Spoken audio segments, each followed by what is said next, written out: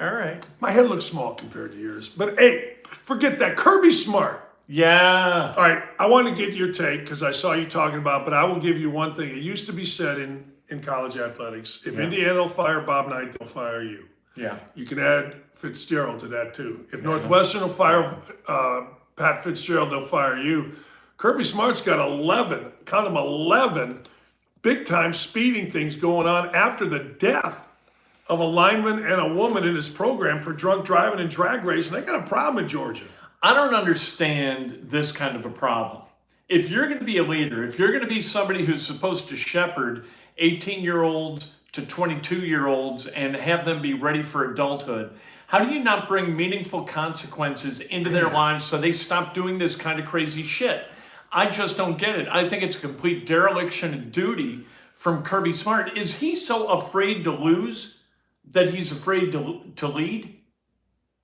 I don't know. Look, I think it's way more complicated than that now. I think that it's... Urban Meyer went to Ohio State and he told me, Dan, you remember how we used to have kids over all the time? You know, my house butted to his, we'd have slant. I ain't doing it. He goes, all our power other than being the coach has been taken away. You can't talk about academics with kids anymore. That goes to the academic people. Coaches have been taken out of that. The discipline, for the most part, has been taken out of it by rule books and things of that nature. What you have to do as a coach is you have to set a culture whereby kids do have some type of fear, and that fear could be anything from. I used to take kids' cars away. I call their parents and say, look, he's an idiot. He shouldn't have a car. I'm going to take his keys. And not one parent ever said, no, I don't want you to do that. No, not one. They all said, yes, great idea.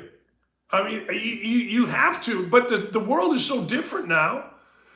Guys have agents. You know, I honestly don't know. Goodbye. I'm not going to any more funerals if I'm Kirby Smart. No, I agree. Right? Yeah, not on my team. It's not like Xavier Johnson at IU going 90 and a 45. That's a one-shot deal.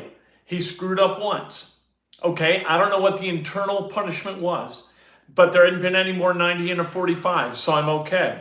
But Kirby Smart has a bunch of guys driving hot cars that they're getting through NIL, and those guys are misusing those cars, and I'm done going to funerals. I'm telling you. So I'm done with education because education hadn't worked, right? We got people coming in saying, please, don't speed because speeding's terrible, as if they don't already know that. They just saw one of their teammates die. They saw another one of their people, that girl who was drunk speeding against Jalen Carter. They saw another one of their teammates drop in the draft. They've seen. No, I agree. It is remarkable when you really talk to coaches at that level how much the power has been taken away from them. If you can't lead, how can you coach? And if the university has taken away your ability to lead as a coach, what the hell's your job? I don't know. Your job is to win football games. I mean, I'm telling you, your job is to win football games. In a college? That's it. This is what I've been trying to say this for 100 years when I hear Billis and all these guys talking that never coached, never were in locker room, talking about we got to give all the power to the players. You don't give power of billion-dollar industries to 18 to 22-year-olds. No. You lead 18 to 22-year-olds. You direct. You give boundaries. You don't give them and give them and give them and then expect them to answer to the people that continually give them, and you're not even answering to them because you're answering the boosters. Even in a professional radio situation, when I was around a manager who I thought exhibited some weakness with the talent, my head almost exploded and I couldn't take it and I thought about quitting. If you can't manage and lead, even adults, guys or women in their 30s, 40s, 50s, I want no part of it. If I can't establish a culture through discipline and through consequence, then what is my job? And with a coach leading 18 to 22-year-olds, holy crap. That is my job. Exactly. Yeah. You're being held accountable for it by alums and by fans. Like Mike Woodson as the head coach in Indiana. We look at Mike Woodson with Indiana basketball as the guy who is supposed to help these kids figure out how to be adults. No, I don't even a little bit. I don't. That's the heritage of Indiana basketball. You did that. I know, but I don't give a crap. I look at it totally different now. When Mike Woodson is making a phone call to those idiots with Hoosier hysterics saying, "Hey, look, Jalen Hood-Schifino needs another $100,000. I win games." I don't give two shits about any of them. I don't. I don't wouldn't, if you were at Indiana, you wouldn't give two shits. Not you even, would do it not your even way. one. You'd do not it your even. way. I wouldn't give one shit. Zero. You ask, I'll tell you. Why would I give a shit? Because it's your character. It's who you are. No, I don't give a shit. I don't care. I don't care. I would not. Would I let kids act like idiots? No, but I'm not. My thought is not. I am here to mold these guys. Not even a thought. Not even a thought that I'm here to mold these guys. Look, you're going to go to class. You're not going to do drugs. You're going to play hard. You're going to show up on time. But I ain't sitting here, no way, because that is a battle you ain't winning. You ain't winning. Is that because of the AD? Is that no? It's because of the parents. Trustees? No, it's because of the parents. It's because of the parents. It's because of boosters. That's all who's involved now. Who is a kid answering to? I guess if you're Woodson, they answer to him to play. But I've not seen anybody get benched. I've not seen anybody. Hell, dudes were smoking weed or whatever they were doing in Northwestern and they got sat for a day or whatever. But hell no. Hey, look, I know I would understand at this age, I'm here to win games, period. Here's one of the bad things about NIL that you just hit on. We tend to answer to the people who pay us. Sure. That's what I'm saying. So who's paying us? Is Woodson paying us? Are these Hoosiers hysterics guys paying us? Who's giving me cash? Right. Happy. Woodson is in blue chips. Right. Happy was running the program. Right. That's the deal. That's where college athletics is now, and schools have insulated themselves with 8 million diversity hires, 8 million compliance people, 8 million support staff, so that they can say, we have all these people around you, we've given you every opportunity, don't blame us. When the real thing is, you can get rid of all of those people, empower a coach and a coaching staff, and you would have a much better chance. But now, look at now we got a bench full of suits, and then we got that NBA thing in college where guys are sitting behind the bench. Yeah.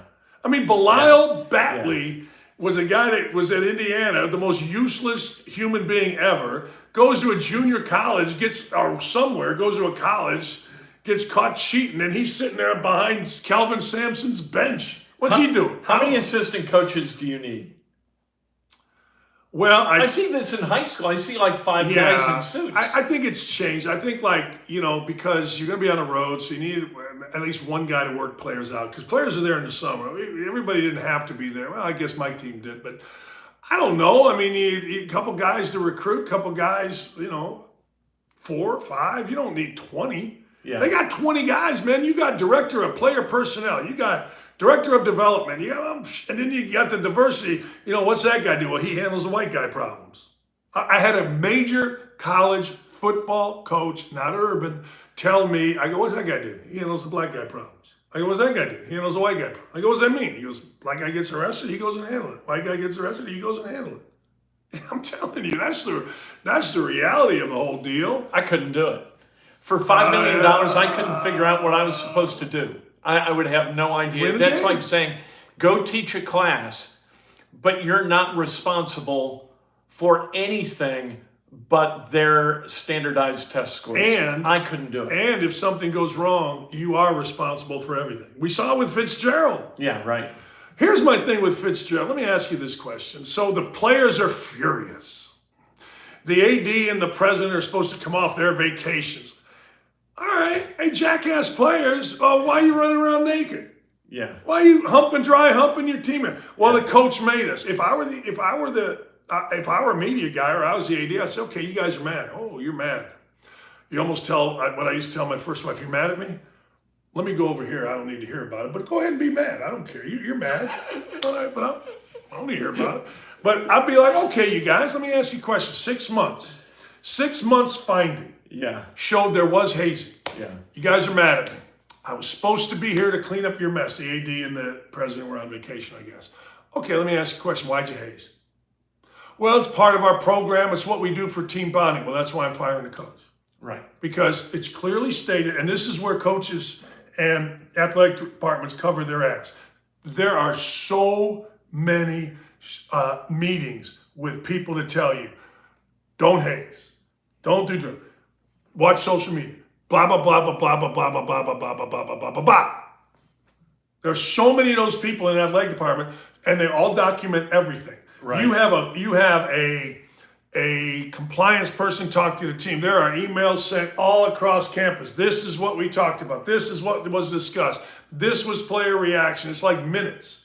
Right. So it's all. So you ask players, okay, you're mad. All right. Why'd you haze? It's about consequences. It's about accountability. You have to be accountable. And sadly, I guess, Fitzgerald is accountable for the idiocy of the players. But here's the thing with that. I'm not sure he had anything to do with it. I'm not either. But here's the thing. So nothing happens in a vacuum on teams. So football coaches, they make this big deal. Well, I got this new line coach. He's going to lead our offensive line room. Yeah. Okay. Yeah. All right. Okay. So he's close to him. You tell me none of those assistant coaches that got retained. Every assistant coach got retained. That's exactly what I thought. Right. Oh, the assistant coaches are still there. Yeah. Why? Why? Because you don't have to fire those guys to make everybody else go away. Probably right. You're quieting the phone. Probably right. But I'm sitting there and I read it, they talked about a broken culture at Northwestern. Okay, the coach got to go. The head coach got to go if that's what you believe. But these assistants didn't know? Right. They didn't let right. me. Here's the other thing, and I knew this is when Fitzgerald had a real problem. It was in one of the, when they talked about Fitzgerald's original punishment for 2 weeks. Yeah. It was a little bit in there. And they're going to have an independent person monitor the locker room. And I'm thinking, you're what now? Yeah. You got $8 bazillion. Throw more people out. Yes. Yeah. You got $8 bazillion in coaches. Yeah. You got coaches that have coached forever. And we're going to bring in a Kent Sterling. Yeah. I want you to meet Coach Fitzgerald. I want you to meet Coach Slapdick Johnny. I want you to meet Joey Bag of Donuts. You're responsible for the locker room. That tells you that they didn't trust the coaches to monitor the locker room. Right. And once the trust is gone in anything, it's over. It's done. Goodbye. Right? Yep. And I knew that when the 2-week thing happened and it continued to bubble as a story, I was like, okay, this is no good. No. The water has not been stopped. No. The dam is broken, and it's going to carry Fitzgerald away. They will continue to find ways to mitigate the problem being the media and the problem being alums and boosters and whatnot, until the flow of water stops. Yeah. And that's what happens. Well, now you've got who was the leaker. So that's a third string quarterback or fifth string, whatever they're saying. Okay, fine.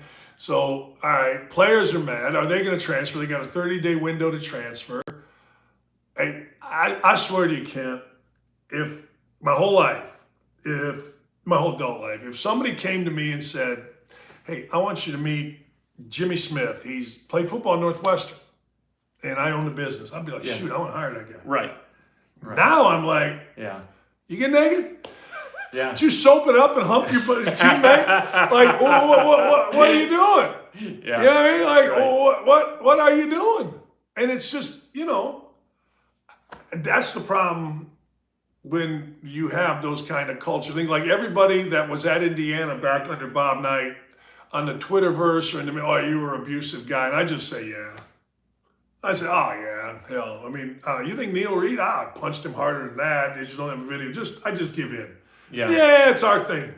It's La Costa Nostra. It's our thing. Leave me alone. Well, if you deny, you're it anyway. Yeah, it doesn't matter. No, it doesn't matter. But it is funny how I just in my own little mind, I'm like, man, if you didn't do anything and you were at Northwestern right now, then that's what it is. Yes. Yeah. Because you've been painted. You're painted. Yeah. Even if you go to another school and you're sitting there talking to the assistant coaches, or you're trying to go to another school, let's say your dream place is Indiana, but you ended up at Northwestern, now you got a chance to transfer to Indiana. Yeah. I mean, if I'm the football coach at Indiana, I'm asking. Everyone. Yes. Yeah. Because I don't want that shit in my program. Right. So it's a tough deal, man. Let's talk about Indiana. Yeah. Because you like this Dennis Dodd guy from CBS. Do you have any affinity for him at all? He's been described to me along with that Stuart Manziel as by a high-profile football coach. So these are just coach killers. Oh, really? Yeah. Well, that's what he's trying to do to Tom Allen. He's got Tom Allen at the top of the list okay. for hot seats. Do we care? If Indiana goes 4-8 this year, are we saying, my God, when does the madness stop? We've got to make a change. Or do we say, all right, we'll stay in the bus during the game, we'll watch an SEC game, and we'll have a great time in the parking lot? But we can do that with a good program. Either way. Why wouldn't we? I think we care. I think the world of college football is growing, and I think it might actually pick up Indiana in its wash. Really? I kind of do. I feel like... Well, somebody's got to lose in the Big Ten. Oh, it's going to be Indiana. But, yeah, it's a great point. Like, here's the other thing. And this is where I learned this was, that guy's name McNeely. And I've told you the story before. I called Terry Claypax. He was vice president, to recommend Urban. And no, we got our guy, Jerry DiNardo, right? So who's making the decision? Scott probably will have to make that decision.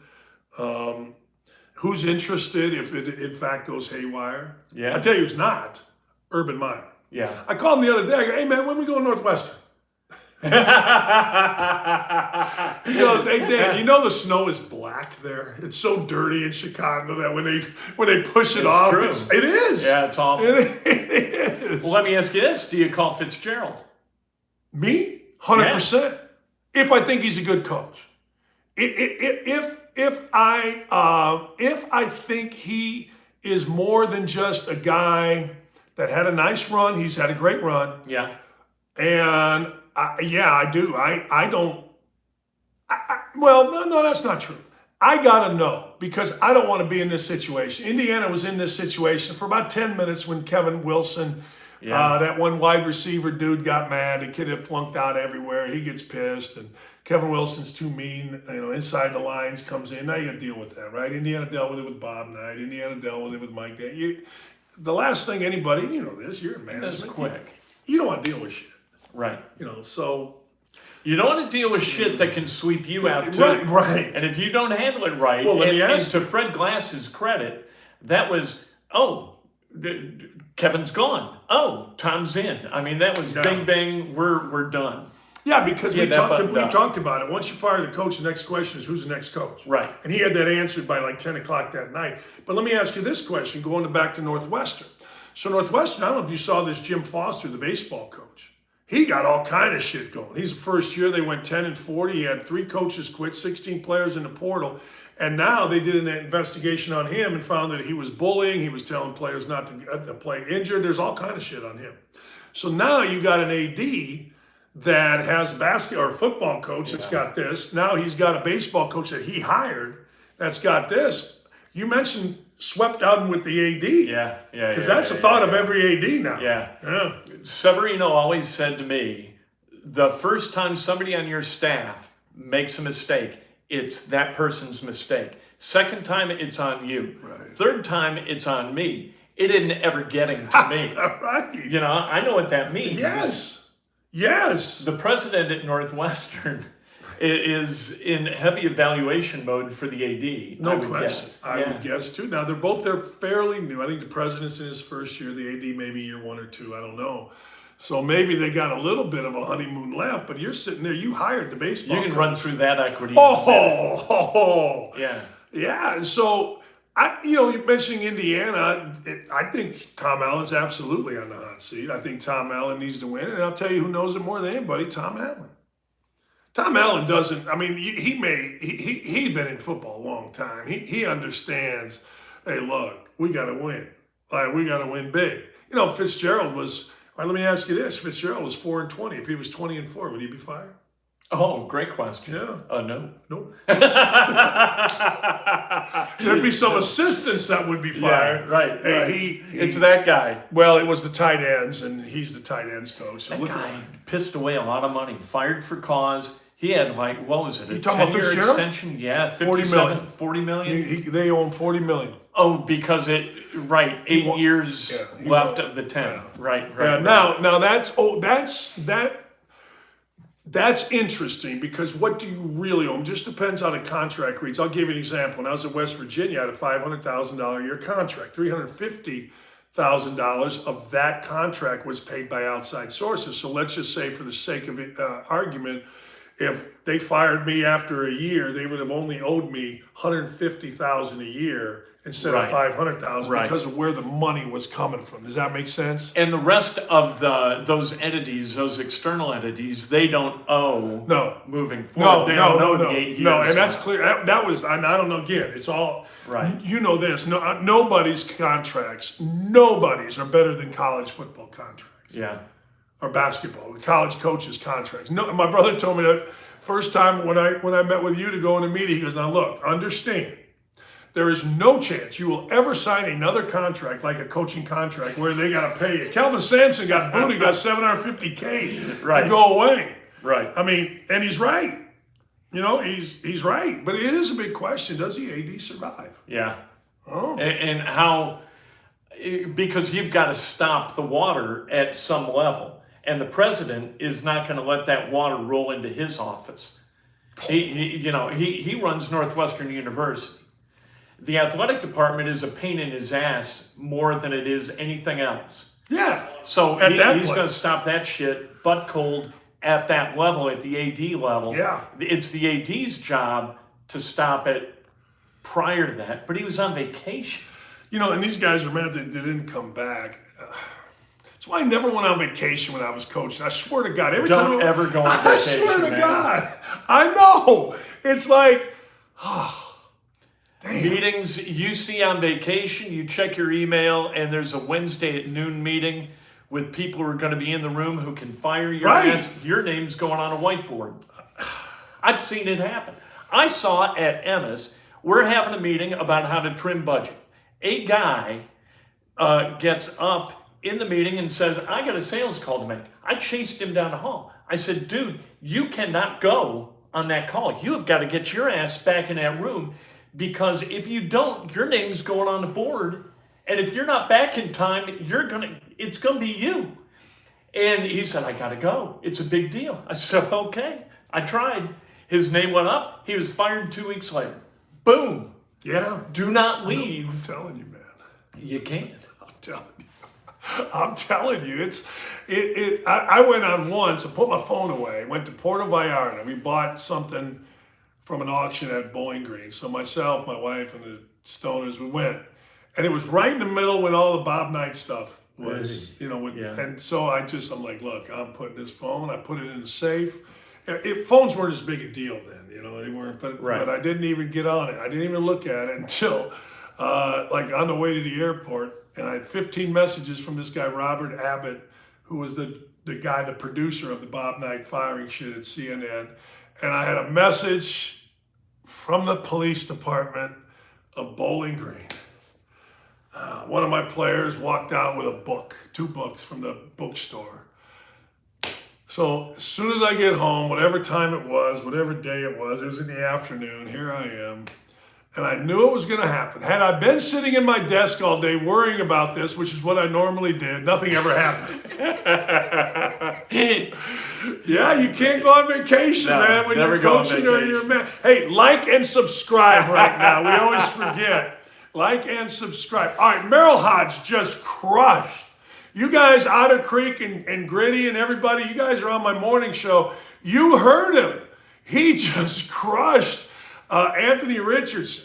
The most inaccurate guy. You never teach accuracy. He'll get a third down. He'll get a rush. But he absolutely crushed him. And he crushed Bryce Young too. He said, look, Bryce Young is 5'9", 190 pounds, 180 pounds. He's going to get killed. He did like C.J. Stroud, but it was It was un-Ken Sterling like how Merle Hodge was talking about. It was not Optimism Wednesday with Merle? No, it's after the 4th of July, maybe. Merle lost his mind. Man. You know what? And Merrill really isn't an old head, but it seems like the not verdict, but what they're predicting for Anthony Richardson kind of falls into those two camps. You got the old guys who are saying you can't win with a quarterback like that, and you got the young guys who are like, ooh, gimme. Yeah. So I agree with that. I think there's a clear divide. I think the old guys, well, you got to have a pocket passion. Now, I will say this for the old guys. They're kind of, sort of, probably looking at what wins Super Bowls as opposed to what generates interest. Because when you're talking on a national level, you don't give a shit about the interest of the crowd at the Colts. You're talking about a broader, bigger level. Right. Does that make sense? Yes. Yeah. So, look, here's the beauty of it. They're going to play the games, and he's going to be out there at quarterback. Now, let me ask you this, because we're going to talk about, is Gardner Minshew the starter? No. Definitely Anthony not. Richardson's the starter, period. Been a lot of chatter. Jim Irsay the other day with Pat said, it's going to be Shane Steichen's choice. Yeah, okay. Oh, really? Yeah, Okay. Yeah. That's interesting. What else is it? It's only his choice if it's your choice to let it be his choice. He's going to be Can you imagine that whole place? 65,000 people at Lucas Oil Stadium, and they run out number 2? No. No. That doesn't happen. No. You got some fizz to that program right now, to that franchise, and it's Anthony Richardson. And if he doesn't start in the opener, people are just going to be staring at him, waiting for him to go in. You know, agreed. And one of the best things for Minshew would be not to start. Oh, absolutely. I mean, everybody wants to start. You compete to start, and you think you got a chance, and everybody wants to go out there. Because if you let me out there, I'm going Lou Gehrig on Wally Pipp, damn it. Right. But you know what? Minshew can sit right there, and he can be a hero. He can be the guy that saves the season or whatever. Look, if he was that guy, he'd already been that he's guy. 1 year, $3.5 million. Yeah. Somebody wouldn't have come along and said, how about 2 years, $9 million? Please. Right. He isn't that. Right. But and again, to your point, the second Colts camp's open, I'm sure it was already in the OTAs, they're up. Where's Richardson? Every throw. Yeah. There may be 1,000 things going on, down there and over here, but every throw Richardson makes is every camera. Yeah. Every camera's on Richardson, every rep. And maybe Jonathan Taylor to see if he's limping or pimping. Yeah. Yeah. And Shaquille. Shaquille, let him know that he's back, No, I agree. Huh? He didn't come. No? Are you breaking news? No. But Irsay, when he talked to Pat, he was like, oh, he's getting he's making progress a little bit better every day. That's Irsay-ease for I don't think he's ever going to play again. So that's the way I took, because that's what Jim says when it's bad. When it's good, hey, we're really looking forward to him coming back. Oh, leader of the defense. He's vigorous. Okay. Yeah. The back is not pristine. Yeah. The back is, all right, let me ask you this. Is Andrew Luck a Hall of Famer? No. No way! Good heavens. Come on! No chance! No, I couldn't believe that was on Twitter, that he's eligible for the Hall of Fame. I'm like, I'm eligible for the Hall of Fame. You're eligible. Yeah. No, he has no hope at all. The Hall of Fame is for people who overcome adversity. Not say, well, I've had enough. Gale Sayers played 7 years. Yeah. But he came back from a torn ACL when no one comes back from an ACL, and he led the NFL in rushing the year that he did it. That's facing adversity and doing something spectacular. Andrew Luck said, I'm done. Wheels up. It's over. I'm going to spend time with my family. That's great. Yeah, but I'm enjoy it. He's a quitter to me. Yeah. And then when I think about it, and when I watch some of these guys, I'm like, he just quit. And you know what even makes it worse? He's out there, and this is old news and all that, but the Hall of Fame brought it up. He's out there on the sideline knowing he's going to quit in a day or two. Yeah. Right. But I will bet you money. And do they, like baseball announces the Hall of Fame vote, how many percentage you got? I will bet you money that Andrew Luck on this, we will talk about Andrew Luck on this show whenever it comes out, getting more votes than somebody way more deserving. Well, it's a weird deal. You start with the initial list, you pare it down to finalists, and then like Mike Chappell, because he's the Indianapolis guy in that committee, he's got to make the case. I don't know what Mike would say to make a case for Andrew Luck. Never played in a Super Bowl, never won obviously never won an AFC Championship game, never won an MVP, was never considered one of the best 5 at his position. I don't think. I don't know how in the world, what criteria, even from an objective standard, you would say, okay, Hall of Famer, despite the quitting. Like, he's not. He wasn't. He's got some good numbers. He did. Particularly as a rookie. But, first 3 years were awesome. Is his numbers better than Steve DeBerg's? Guy who played him. You know what I mean? A lot of times we go by numbers. A lot of times we go by, and I'm like, oh, okay, he's got good numbers. I remember when Mike ripped me, Mike Golick and Greeny? No, the other guy, Trey Wingo, because I just said, hey, look, he quit. What are you going to do? Oh, I got it on my TV still, because I just went batshit crazy.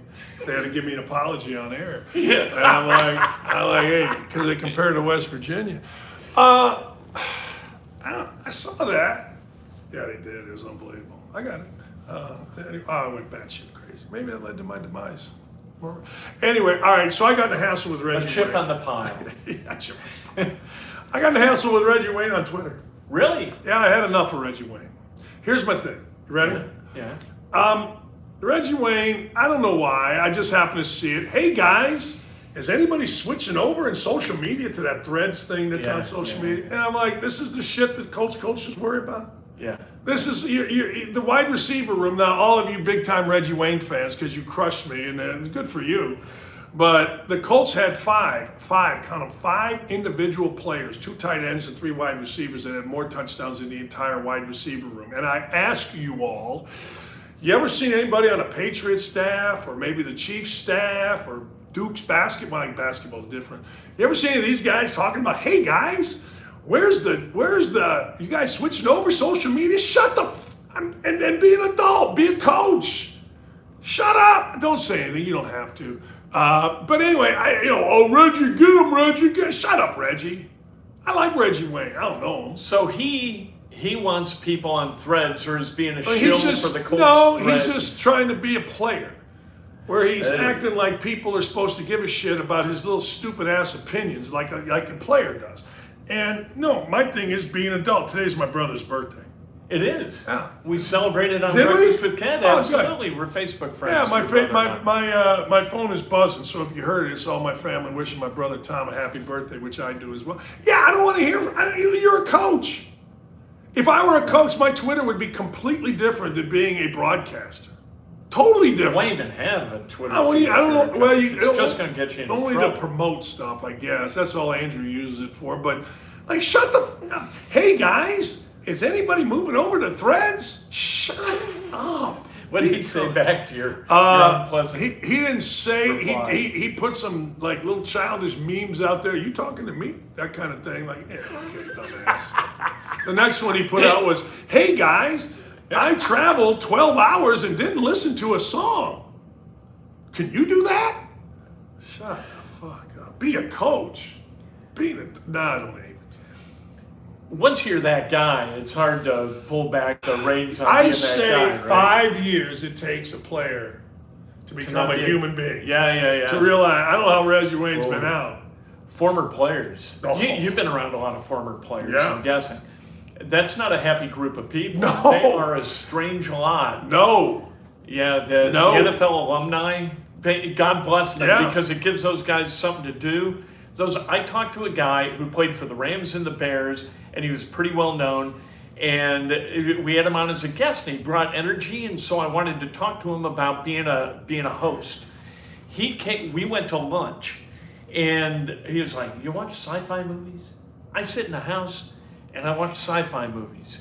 You watch what's the one with Keanu Reeves, where he's the guy, whatever that is. I was like, no, I don't see those. What do you think about the Rams? He goes, I gotta tell you, I'm sitting in the home theater yesterday and I'm watching like Star Trek 4. And it was just, everything was sci-fi movies. All the guy does in his gated community is sit in a home theater and watch. And I was like, I can't work with this guy. No. But a lot of them are like that. They don't know what to do once they're done. They can't replace that feeling of camaraderie and sacrifice. It's a sad group of guys. It is. And it's a banged up group of guys. Yeah. But I've always said it takes 5 years. Because, when you're Reggie Wayne or you're whomever, everybody's, oh man, what's he got to say? Oh my God, that's Reggie. Oh my God. Then you believe that even moving forward.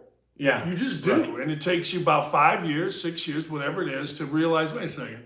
Like I always said I remember telling my son, I go, look, you got to understand what I've learned is people give a shit what you have to say while you're a player, but as soon as you're done, nobody gives a shit. Right. You're just a human being. We had to hear from, two of my favorites, Frank Kaminsky and Jordan Bohannon. Okay, well, free the players, free the players. Oh, okay, good.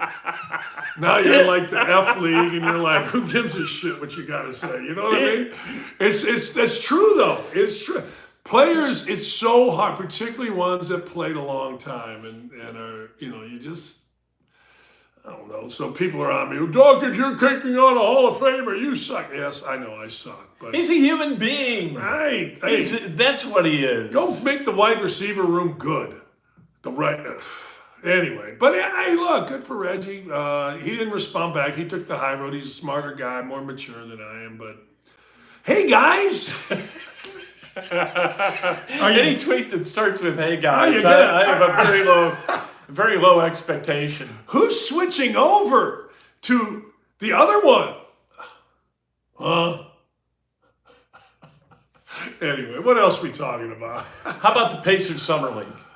I'm enjoying. I know. It's meaningless. Mathurin? I'm watching Mathurin. I'm watching Isaiah Jackson. He's getting every rebound. And I know he's rebounding against G League guys, but they're playing with energy, and it's kind of fun to watch. Good. Yeah. I know. I'm not saying that as a douchebag. No. Good for you. I waste your 2 hours watching this shit. No. No. Hell, I'm on watching every episode of 2.5 Men for the 90th time. I'll waste time. But no, I think what has happened is I've been a little busy. So I haven't had a chance to watch. And by the time I've shut it down around here, we had our golf tournament and all that stuff. By the time I've shut it down, it's been usually, because it's so freaking light out, it's been 9 or 9:30. Yeah, right. And I go to bed and I'm not thinking about, watching a game. But I'll watch. And I've heard Mathurin's been very, very good, which is fantastic. I hope their young kids develop. But I got to tell you, man, I saw our guy, Miles Turner, and what he was wearing the other day. I saw that tweet.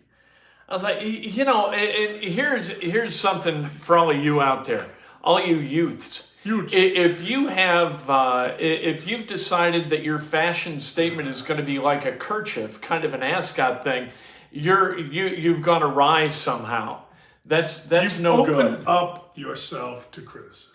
Well, and Mel Torme always wore one of those things, and Dad would not allow him on the TV. I gotta think the Gabor sisters were working those things too. I think they were working it. I'm sure Cher had it. I don't know, but I saw him and I'm like, come on. I sent a very funny text to Kevin Pritchard, who sent me a very funny response, which I shall not expose. But all right.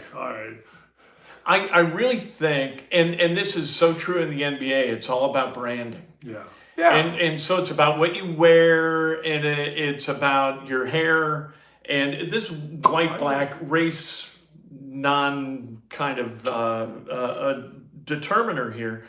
But I think people ought to be a whole lot more worried about what they are on the inside than the outside. And I don't get this love for self that manifests itself in this odd level of branding. It just doesn't make any sense to me at all.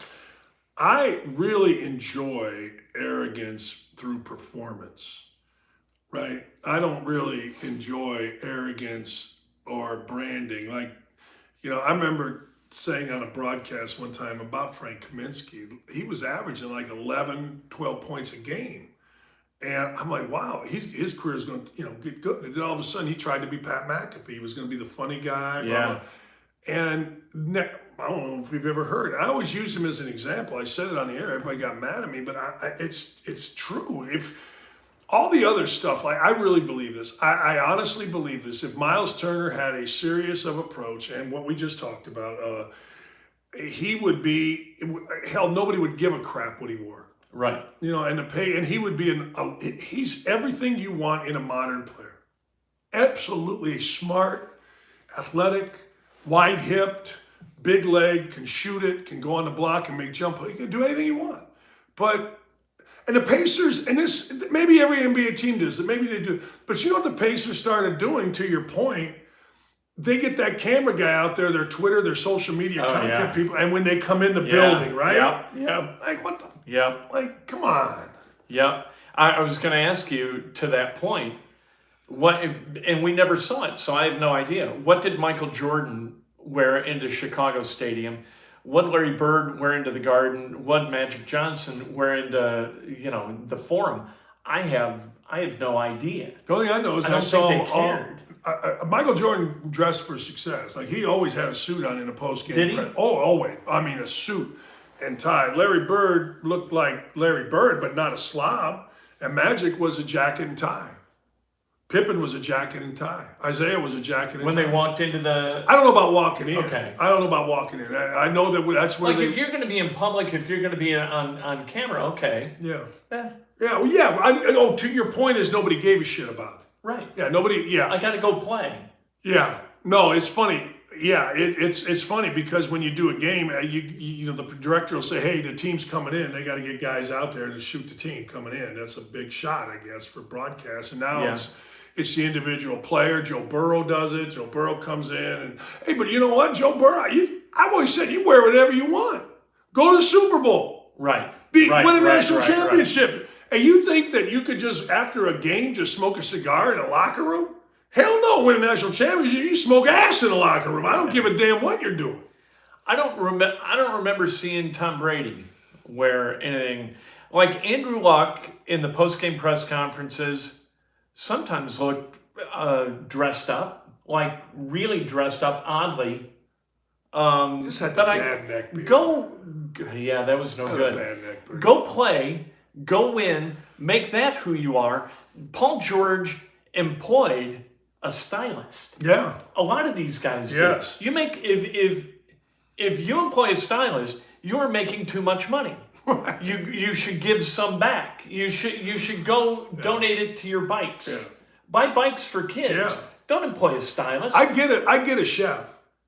I get a workout guy and I get a chef because at 24, 25 years old, I'm not cooking myself great meals. I'm going to whatever easiest. And that's no good for you. No, that's not. No. So I get all that. That's a good expense. That's a good expense. That's healthy. That's a very good expense. But, I just don't get it. I will say this until I drop, that Miles Turner should be absolutely the guy that he should have as big an impact on the Pacers as Reggie Miller had. Maybe they don't have the same guys around him, all that kind of stuff. But he's so worried about this other bullshit. And I always said he always was. I saw him dressed almost the exact same way when he was a rookie at the Indy 500. And he was so concerned about making sure he posed for these pictures. And one of the ladies that was like handling the thing goes, yeah, he won't leave us alone. I'm like, just go kick somebody's ass, and then you do whatever you want. You can be whoever you want. Right. Hey, you can change your approach. You can be a tough guy. You can be a South Beach guy. You can be Gary, Indiana. You can be whatever you want when you go out there and kick ass. So people got mad. I said Pacer pride. Yeah, I saw that. Used to be their motto, though. No longer. No. The thing that is really, really strange to me is that Miles and young guys, so let's say, I don't know where the age delineation is, but they would take what you said as an insult. Absolutely. Instead of a challenge and say, okay, you know what? That's a good thing for me to think about. That's a goal that I can have. Let's move toward that. He sees it as you calling him out as inferior, and that's a problem. Well, what's that got to do with it? What's how I dress have to do with it? I don't know, man. It's like the Supreme Court in pornography. You're thinking about other stuff. Right. You're thinking about all the wrong stuff. It makes no difference. Tell me, in the agate, when the Pacers are 35-47, where you being dressed well before a game adds to the win total. How's that happen? Then talk to me about it. I hate this brand value crap. Oh, it's terrible. You know how many Instagram followers I have in China? What the hell do I care? You know, the PGA Tour gives bonuses on that. Your social influence. Yeah, they do. I mean, look, I'll be honest. People rip me, and you and I have talked about this. That kid Cooper Kupp or Miller Cup, I got ripped for, why is he wearing a headband? And I had 3 very prominent Indiana players say, what the fuck is that guy wearing a headband? Well, finally, one of the guys inside the Indiana basketball program I was talking to, and he goes, yeah, that idiot Miller Cup with his headband. And look, I get it. People don't understand it, but if you're thinking about brand, it's really hard to win.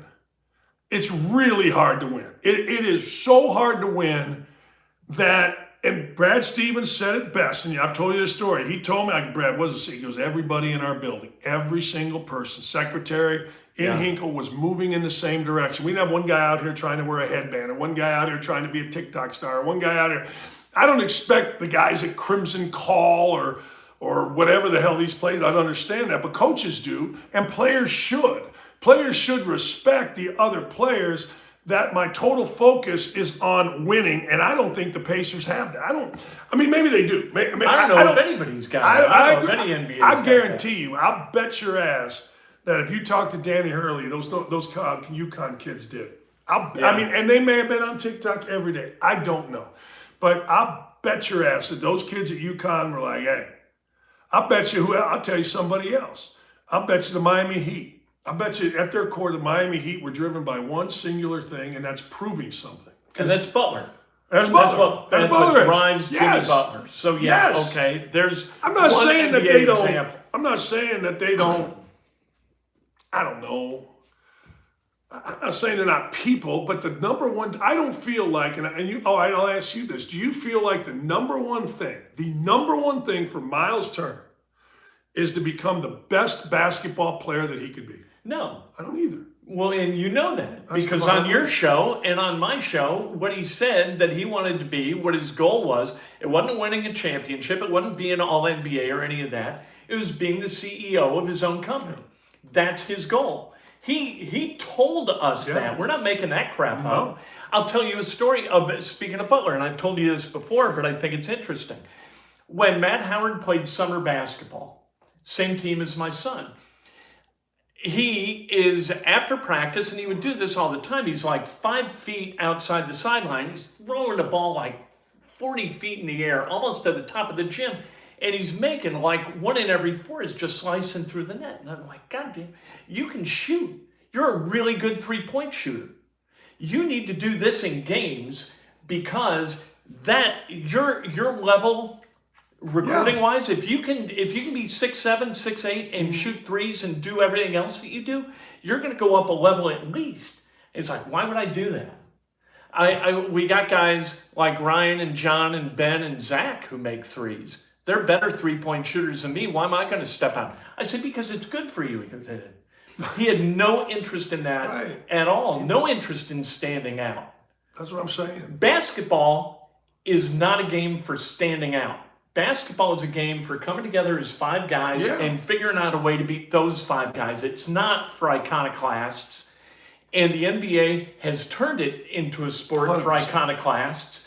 And so it fights with itself, and that just doesn't work for me. No, it's hard to watch, and that's why I'm interested to see how, if I'm going to be interested in anything, I'm going to be interested to see how guys with the Pacers, Halliburton, grow. Like we saw Paul George get here, and he's a star. Now he's too big for us, right? And we saw Victor Oladipo. How's he going to grow? Like, that's the thing. And I met that kid, and you've met him a number of times. He's a great dude, and I'm all for him. I'm all for all those. I thought they were all great kids. He's going to come to the fork in the road. He is. Which one's he going to take? Yes. Do you do the Kobe Bryant? I'm going to be in the gym an hour and a half before my teammates, the Larry Bird, the Michael Jordan, the Isaiah Thomas, the whoever, any great. Are you going to do what a lot of guys have done and just become that guy? And go on the Unmasked Singer or whatever the hell that thing is. It's like, like Zion Williamson today said, well, it's really hard to lose weight when you make a lot of money. And I'm thinking to myself, wait a second. Is that right? What, you eating your money? Like, you know what I mean? Like, hire somebody. It's easier. Right. What are you talking about? There is a house on Geist, Kent. It is a massive house. It's right on the corner. It took forever to build. You know what I'm talking about? Yeah. Got all these edges. Every time we drive by it, we stop and we look at their home gym. And it looks like a freaking college football weight room down there. Yeah. There's treadmills and there's Peloton bikes and there's stairs. I mean, there's all this stuff. I got a Peloton over there and that's it. I mean, how many rich fat guys? No. There aren't any Not rich very fat many. guys. Where are these guys? No, I know. Those are no rich fat guys and there's no hot women yelling at their kids in stores publicly. Why when Zion Williamson comes with an answer like that, somebody's got to say, now wait a minute. Because that just flies in the face of all that is logical and every piece of evidence I can think of. Look at NBA owners. Show me a fat guy. The only guy I was thinking, with the NFL? The only guy was Jerry Richardson. Wasn't he a big fat looking drunk guy? The owner of the Carolina Panthers. He was a former player. Oh yeah. No, but you're right. I'm telling you. I mean, look, wealthy. Look, it's a generalization to be sure, but one with evidence. Yeah, right. I mean, Herb Simon, Jim Irsay. I've never seen Pat Riley get fat. No, he's not he fat. owns it, but I'm just, Hey, no, it's a stupid argument made by a stupid, lazy guy that is getting ready. You know, one of the things that NBA... How much money is he pissing? Oh, man. Yeah. Oh, God. And you just, like today, I was reading Andre Drummond. He of the absolute destroy the Pacers every time he played. Well, you know, my bad attitude cost me millions. Like, really? Oh, yeah, you know, now I'm an OG and I'm going to tell the young guy, ain't nobody listening to you. You didn't listen to them.